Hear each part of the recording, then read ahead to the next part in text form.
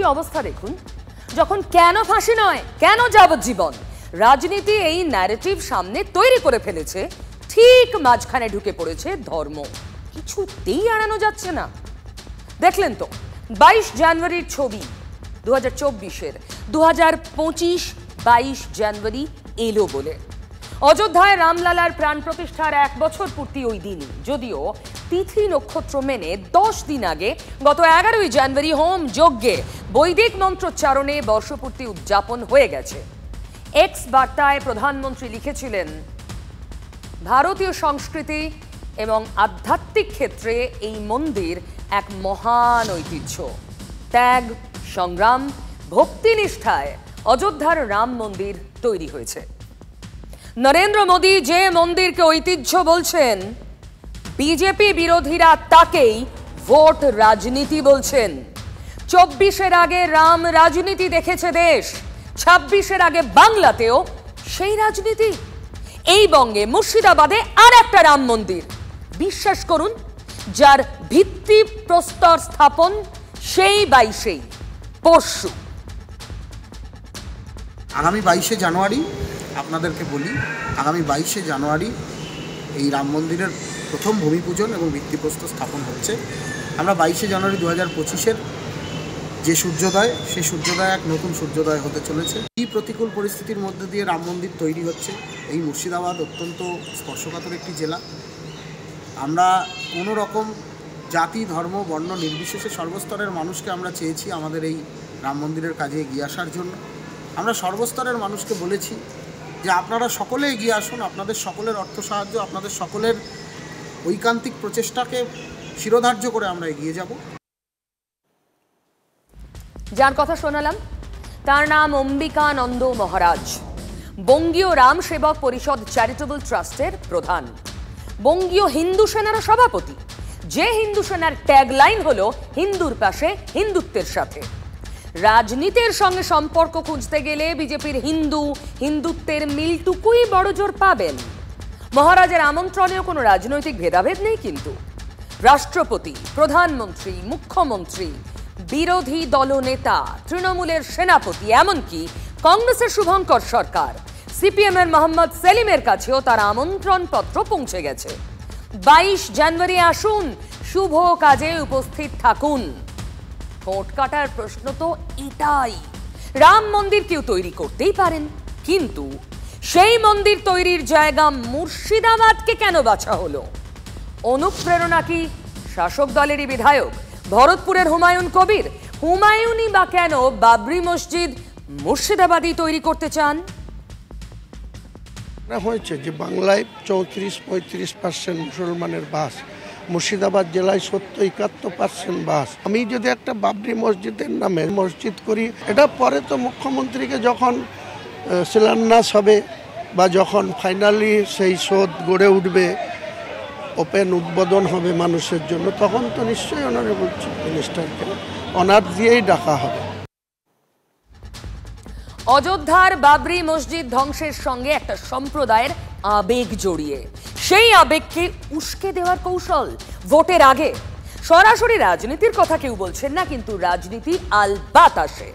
ভরতপুরের বিধায়কের এই ঘোষণা ছিল গত বছরের শেষ দিকে, 11ই ডিসেম্বর। হিসেবটা সোজা, বাংলার মাটিতে বাবরি মসজিদ এলে রাম মন্দিরও আসবে। বিজেপির বহরমপুর সাংগঠনিক জেলার সভাপতি শাখারভ সরকার দিনক্ষণ তখনই জানিয়ে দেন, 22 জানুয়ারি রাম মন্দিরের শিলান্যাস হবে এ রাজ্যে। অযোধ্যার আদলেই তৈরি হবে রাম মন্দির, বাজেট 10 কোটি। সামনে আসেন অম্বিকানন্দ মহারাজ, প্রত্যেকটা বিধানসভায় একটা করে রাম মন্দির। আপনাকে বাবরি মসজিদ বানানোর জন্য আগাম শুভেচ্ছা জানাচ্ছি, এবং তার সাথে সাথেই আপনাকে বলছি, আপনাকে আমরা আমন্ত্রণ জানাবো মুর্শিদাবাদের প্রত্যেকটি বিধানসভাতে আমরা একটি করে রাম মন্দির তৈরি করব।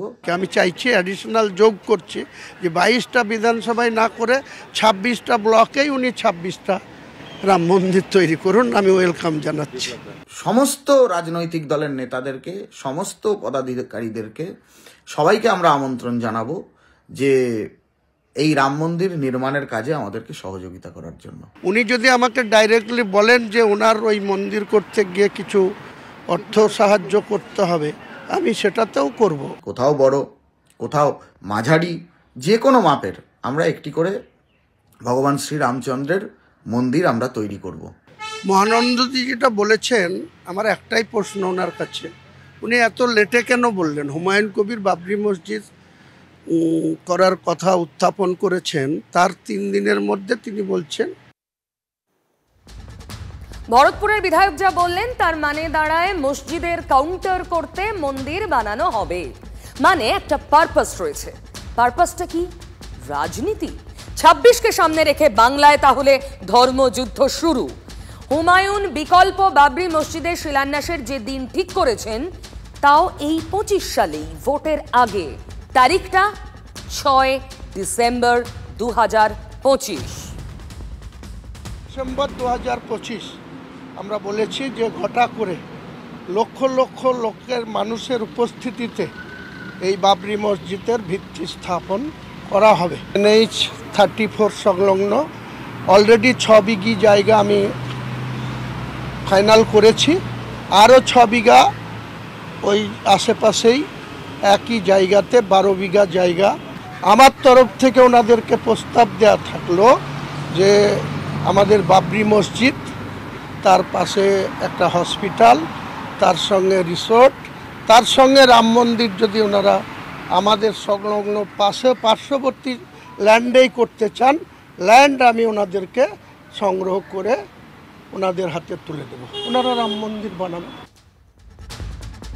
হুমায়ুনের ভুল বদল?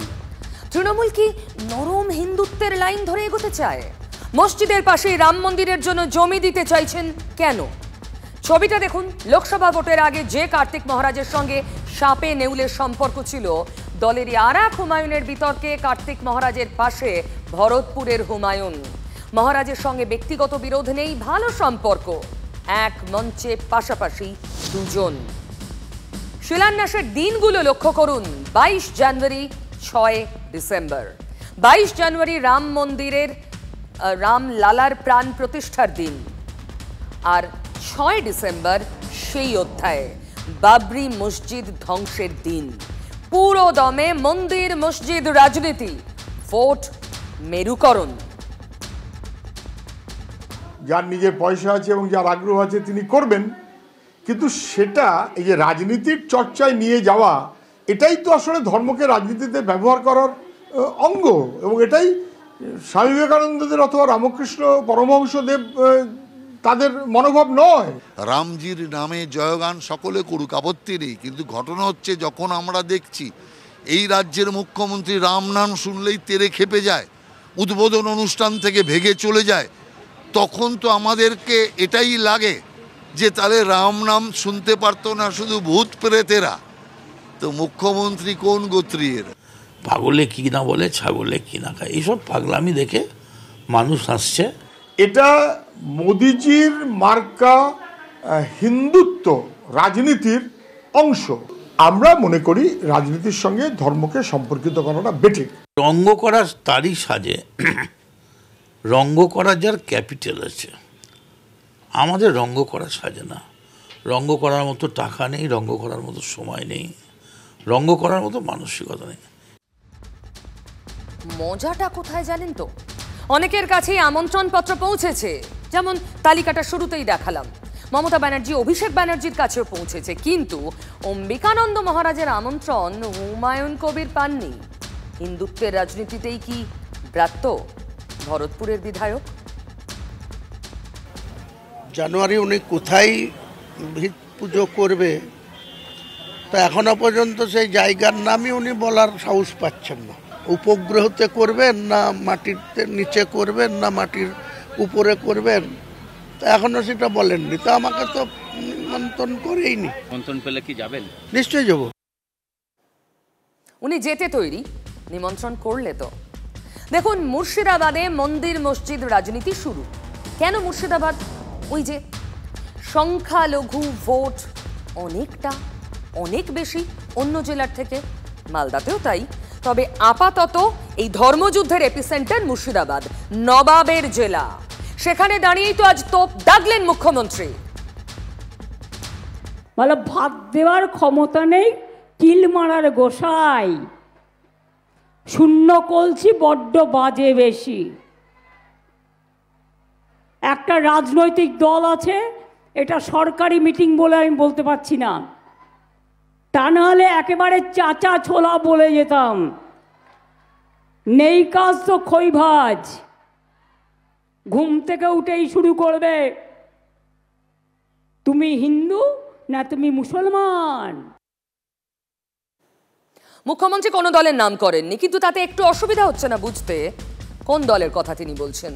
মুখ্যমন্ত্রীর নিশানা যে গেরুয়া শিবির, তা তো রাজ্যের বিরোধী দলনেতাও বোঝেন। হিন্দুত্ব নিয়ে তো সুর ক্রমেই চড়াচ্ছেন শুভেন্দু অধিকারী। তার হিসেবে আর 5% হিসাব করতে হয়, শুভেন্দু অধিকারী জানে। ওই মিথ্যাবাদী মমতা ব্যানার্জিকে উত্তর নন্দীগ্রাম দিয়ে দিয়েছে, ওই একই ভাঙা রেকর্ড ও বাজিয়েছিল 21 সালে। 1956 ভোটে হেরেছে, 65,000 মুসলমান ভোট, সব মুসলমান ভোটও পাওয়ার পরেও আমাকে হিন্দুরা জিতিয়েছে। হিন্দু সরকার হবে 26-এ, হিন্দু সরকার হবে। হিন্দুরা এক কাট্টা হয়েছে, আর একটু করা দরকার। 2,33,27,000 ভোট পেয়েছি, যে ভোটের 100% সনাতনী এবং জনজাতিদের ভোট। মুসলিম জানে যে তারা নরেন্দ্র মোদীকে রুখতে গেলে কোথায় ভোট দিতে হবে। ভারতীয় জনতা পার্টিকে মুসলিমরা হিন্দুদের দল বলে, 95% ভোট মমতা ব্যানার্জিকে দেয়। মুসলিম এলাকায় আমাদের ব্যাপারটা নাই কিছু, সোজা কথা সোজা বলা ভালো। তুমি আমার আমি তোমার, ভোট নাই তো আমিও নাই। আর আমি যদি বলি আগামী বিধানসভা ভোটে আমার আরো 5% হিন্দুকে বিজেপিতে সরকার করতে হবে, ভুলটা কোথায় আপনি বলুন। হিন্দু 39% একাট্টা হয়েছে বলেই আমরা 2,33,27,000 ভোট, আর 5% হিন্দুকে আমাদের পক্ষে ভোট করাতে হবে। কিভাবে হিসাব করতে হয় শুভেন্দু অধিকারী জানে। আজকে সনাতনীরা বিপন্ন, কি ওপার বাংলায় কি এপার বাংলায়। আমি আপনাদের কাছে বলবো সনাতনীদের এক করুন। আর দুর্ভাগ্য এটাই, আমাদের হিন্দুরা 500,000 টাকায় বিক্রি হয়। আমি শুধু একটা কথাই বলবো, হিন্দু জাগো। আর এই চড়া হিন্দুত্বের সুরে কি সিঁদুরে মেঘ দেখছে তৃণমূল শিবির, রাজ্যের শাসক শিবির? কারণ দেখুন, হেসে খেলে ভালো নম্বর নিয়ে পাশ করতে গেলে শুধু 30-35 পেলে তো হবে না, বেশি পেতে হবে। তাই গোটা হিন্দু ভোট যদি সত্যি এক জায়গায় গিয়ে জড়ো হয়, বিপদ বই কি, সেই আশঙ্কায় কি আজ শোনা গেল মমতা ব্যানার্জির মুখে? অনেকের ইন্টেনশন আছে দাঙ্গা লাগিয়ে দিয়ে দুই দেশের মধ্যে গন্ডগোল বাঁধিয়ে দিয়ে সরে আসার।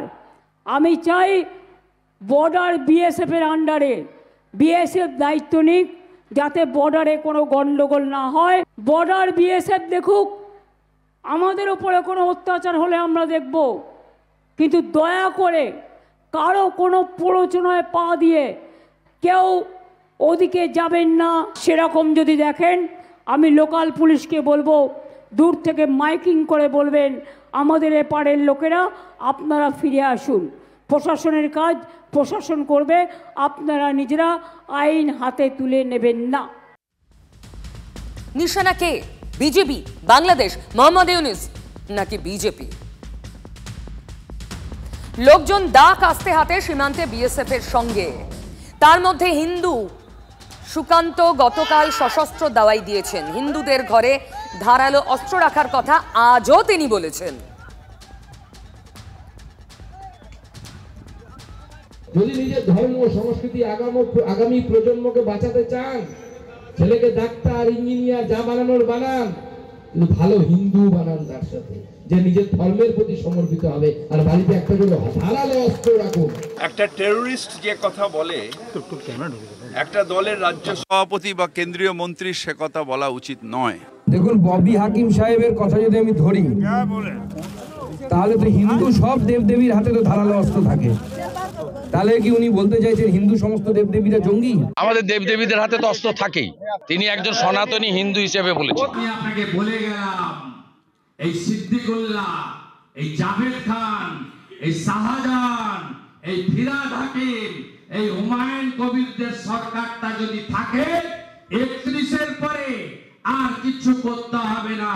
মোহন মাঝির উড়িষ্যা, নইলে মানিক সাহার ত্রিপুরা, নইলে হেমন্ত বিশ্ব শর্মার আসামে যাওয়ার জন্য এখন থেকে ব্যাগ গুছান পশ্চিমবঙ্গের বাঙালি হিন্দু। আমার ধর্ম সবার আগে, তারপরে তুমি এসো, যা করতে চাও করো। হিন্দু না ওরা মুসলমান, এর জিজ্ঞাসা কয়জন? প্রথমে আপনারা ভারতীয় তৈরি করুন, মানব তৈরি করুন, মানুষ তৈরি করুন, এই বার্তা আসা উচিত। ভারতীয় সংস্কৃতি, বাংলার সংস্কৃতি বলে যে হিন্দু ধর্মে দেবদেবীদের হাতে অস্ত্র আছে।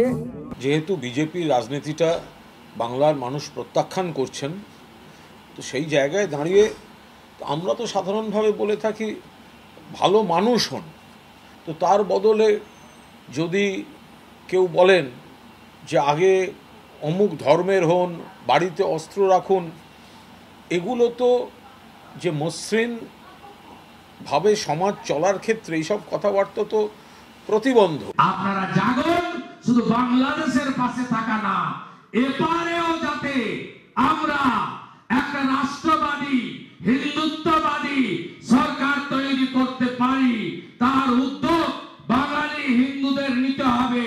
বিজেপি, সিপিএম, তৃণমূলের কমিটি থাকবে গ্রামে, সঙ্গে থাকবে ধর্ম রক্ষা কমিটি। এটাই হবে একমাত্র বাঁচার পথ। আমাদের বাংলার পরিবার, আমরা ঐক্যবদ্ধ পরিবার, আমাদের মধ্যে কোনো ভেদাভেদ নেই। যারা করে তাদের আমরা ঘৃণা করি। जो हिंदू हित में काम करेगा 26 साल बंगाल में वही राज करेगा। রাজনীতি সত্যি বড় নির্লজ্জ হয়, তাই না? যখন ফাঁসি নয় কেন, মৃত্যুদণ্ড নয় কেন, তিলোত্তমা বিচার পেল কিনা, এই সব প্রশ্ন ঘুরপাক খাচ্ছে, তখনও ধর্ম ধর্ম ধর্ম চলছেই।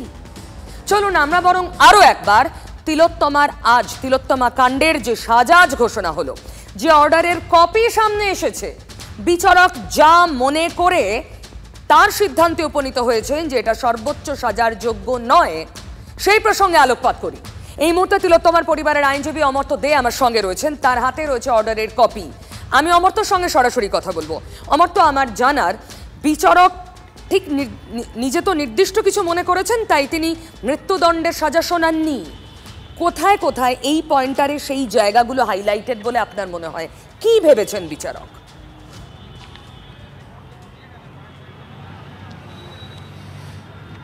এখানে আজকে উনি 172 পাতার যে জাজমেন্ট উনি দিয়েছেন সেটা আমরা হাতে পেয়েছি। আমরা কিছু প্রশ্ন করেছিলাম, যেটা উনি গতদিনকে বলেছিল উনি কতগুলো ক্যাটাগরি করেছেন, উনি কতগুলো প্যারাগ্রাফস করেছেন, কতগুলো হেডিংস করেছেন, যে হেডিংসে ওনার জাজমেন্টটা পুরো বিবরণ দেওয়া আছে। তার মধ্যে যেই পার্টটা উল্লেখযোগ্য, যেটা আমাদের আর্গুমেন্টেও আমরা বারবার বলে এসেছি এবং যেটা নিয়ে সবাই সরব হয়েছে, সেটা হচ্ছে 14 নম্বর পয়েন্ট। 14 নম্বর পয়েন্টটা হচ্ছে relevant points regarding the activities of police and hospital authority, মানে পুলিশের ভূমিকা আর হসপিটাল অথরিটির ভূমিকা। সেই জায়গাতে ইনভেস্টিগেশনে যে গাফিলতি রয়েছে তার যেই জাজমেন্টের কপি আছে সেখান থেকে পুরোপুরি আমরা দেখতে পাচ্ছি। এই কেসেতে প্রথমে কলকাতা পুলিশ ইনভেস্টিগেশন করেছে, পরবর্তীকালে সিবিআই ইনভেস্টিগেশন করে চার্জশিট দিয়েছে। এখানে উল্লেখযোগ্য যে ইনভেস্টিগেটিং অফিসার তিনি 50 নম্বর সাক্ষী ছিলেন এবং তার একটা ব্যাপারে লার্নেড কোর্টের অবজারভেশন হচ্ছে, আমি জাস্ট পয়েন্টটা রিড আউট করে দিচ্ছি। দ্য PW50 মানে যে ইনভেস্টিগেশন এজেন্সি অফিসার যে চার্জশিট দিয়েছেন, সেই the PW50 did not make any further specific investigation. She had just placed the evidences under magnifying glass, took steps for scientific analysis of the evidence and placed the evidence so far collected in this case either by the Kolkata police or CBI. To prepare the complete chain of event. মানে ওনার যে প্রথম লাইনটাতে the PW50 did not make any further specific investigation, আমরা প্রশ্ন তুলেছিলাম, আমরা argument করেছিলাম যে এইখানে ইনভেস্টিগেশনটা প্রপার হয়নি এবং ওনার যেই জজ সাহেবের যেই 14 নম্বর পয়েন্ট সেইখানেতে হসপিটাল অথরিটি নিয়ে ওনার প্রশ্ন রয়েছে।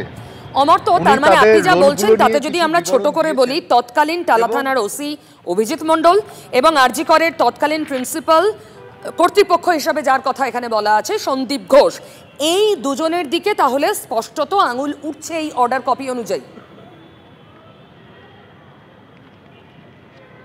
প্রশ্ন উঠছে ইনভেস্টিগেশন নিয়ে, প্রশ্ন উঠছে হসপিটাল অথরিটি নিয়ে, এবং এখানে একটা উনি শব্দ ব্যবহার করেছেন, সেই শব্দটা আমি তুলে ধরছি। Illegal dream of the authority was not fulfilled as the junior doctors raised protest. এই ইললিগাল ড্রিম উনি পুরো এভিডেন্স দেখেছেন, করে উনি তার নিজের অবজারভেশন দিয়েছেন, যেখানে সেইটাকে উনি একটা ইললিগাল ড্রিম বলে আখ্যা দিয়েছেন। এবং প্রথম দিকে যেই জিনিসটা উঠে এসেছিল, যেটা ভিকটিমের বাবা মাও বলেছে, যে there was a story of commission of suicide of the victim was in the air. মানে ভিকটিম সুইসাইড করেছে এটা চারিদিকে রটতে আরম্ভ করেছিল। কেন? ওনার সেই অবজারভেশন 14 নম্বর পয়েন্টে রয়েছে, যেইখানেতে ওনার বাকি যেই সাক্ষী গ্রহণ হয়েছে, সাক্ষী গ্রহণ হওয়ার সময়তে ডিফেন্স যেই ক্রস করেছে, সেই ক্রসগুলোর যেই গাফিলতি সেইগুলো ওনার এই অবজারভেশনে রয়েছে, যে অনেক প্রশ্ন আসতে পারত, অনেক কিছু সামনে আসতে পারত। আমি নির্দিষ্ট করে আপনার অবজারভেশন, এই অবজারভেশনের উপর জানতে চাইছি। নির্দিষ্ট করে আজ অনেকেই মনে করছেন সঠিক বিচার হলো না, তিলোত্তমার মা বাবাও তাই মনে করছেন। আসলে এটা আরো বৃহত্তর তদন্ত প্রক্রিয়ার অভিমুখ খুলে দিল কি এই রিপোর্ট এবং তার অবজারভেশন? একদম একদম একদম নিশ্চয়ই খুলে দিল।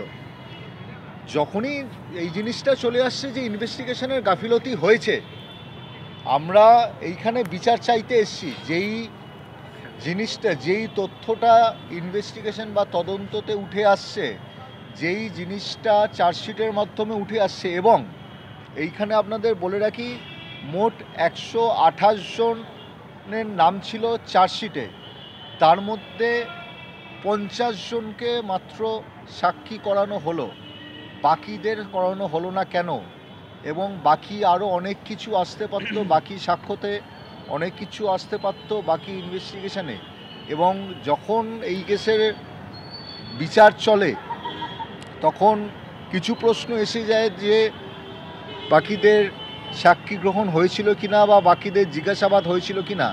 সেইখানে ইনভেস্টিগেশন অথরিটি PW50 সিবিআইয়ের তরফ থেকে সীমা পাহুজা বলেন যে উনি জিজ্ঞাসাবাদ করেছেন, কিন্তু যাদেরকে মনে হয়েছে তাদেরকেই উনি চার্জশিটে নাম উল্লেখ করেছে, এবং যে পাবলিক প্রসিকিউটর এখানে ছিল তার মধ্যে থেকে উনি বেছে বেছে কিছু সাক্ষীকে নিয়ে এসছে। তো এই পুরো সব কিছু সামনে যখন আসেনি, আর এখানে ওনার এই 172 পাতার জাজমেন্টে যখন ইনভেস্টিগেশনের ওপর প্রশ্ন উঠছে, হসপিটাল অথরিটির ওপর প্রশ্ন উঠছে, তো ডেফিনেটলি সেটা আরও একটা দিক খুলে দিচ্ছে আমাদের, যেটা আমরা অলরেডি অনারেবল অ্যাপেক্স সুপ্রিম কোর্টে গেছি 22 তারিখে আমাদের হিয়ারিং। অনেক ধন্যবাদ অমর্ত্য, আমার হাতে সময় একদম নেই বলে আর কথাই করতে পারলাম না। খুব নির্দিষ্ট করে দেখুন, অনেকেই মনে করছেন এটা একটা অন্ধকার আজ নেমে এলো, কারণ সর্বোচ্চ সাজা ঘোষণা হলো না। অনেকে বলছেন সেটিং, কোট আনকোট, রাজনৈতিক নেতারাও বলছেন, জনতাও বলছেন। কিন্তু দিনের শেষে একটা আশার আলো, আরো বৃহত্তর তদন্তের পথ খুলে দিল আজকের এই সাজা এবং তার অর্ডার কপি। আবার স্যালাইনের বোতলে ছত্রাক, এবার ন্যাশনাল মেডিকেল কলেজে আবার প্রসূতি বিভাগের ওটিতেই স্যালাইনের বোতলে ছত্রাকের সন্ধান। ঠোঁটকাটা আবার আগামীকাল।